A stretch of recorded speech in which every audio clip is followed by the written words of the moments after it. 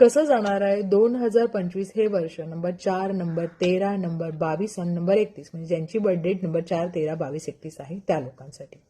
या वर्षाची पूर्ण बेरीज केली तर नंबर 9 येतो. 9 नंबर हा मंगळाचा, आणि मंगळ आणि राहू हे मित्र नाहीयेत.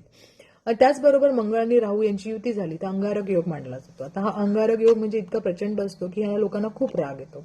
या लोकांना प्रचंड राग आणि प्रचंड पॉवर अशी असते की कुठल्याही थराला जाऊ शकतात. जर त्या म्हणजे पॉझिटिव्ह गोष्टीसाठी पण फार पुढे जाऊ शकतात, निगेटिव्ह गोष्टीसाठी पण ते तेवढेच पुढे जाऊ शकतात. त्यामुळे ज्यांची बर्थडे 4, 13, 22, 31 आहे अशा लोकांनी थोडं रागावर कंट्रोल करायचंय.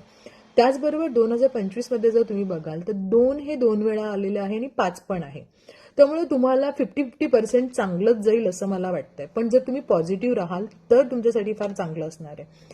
थोडक्यात इमोशनल काही गोष्टी असतील ज्या तुम्हाला बोलता येत नाहीत, कारण कधी कधी तुम्ही फार कडक होऊन जाता. त्यामुळे इमोशनल रिलेशन जे असतील तिथे तुम्ही स्पष्ट करा, बोला, तर तुम्हाला रिलेशनमध्ये प्रॉब्लेम होणार नाही. त्याचबरोबर ऑफिसमध्ये तुम्हाला एकतर कुणी सांगितलेलं ऑर्डर केलेली आहे ते आवडत नाही. पण कधी कधी इथे काय होईल, काही वेळेला तुम्हाला मुद्दामून ऑर्डर दिल्या जातील, तर थोडंसं स्वतः पेशन्स ठेवा. काही गोष्टी करताना शांत राहा. महत्वाचे डिसिजन घेताना एखाद्या जवळच्या मित्राला किंवा एखाद्या घरातल्यांना विचारा, थोडेसे त्यांचे विचार घ्या आणि मग पुढे चाला.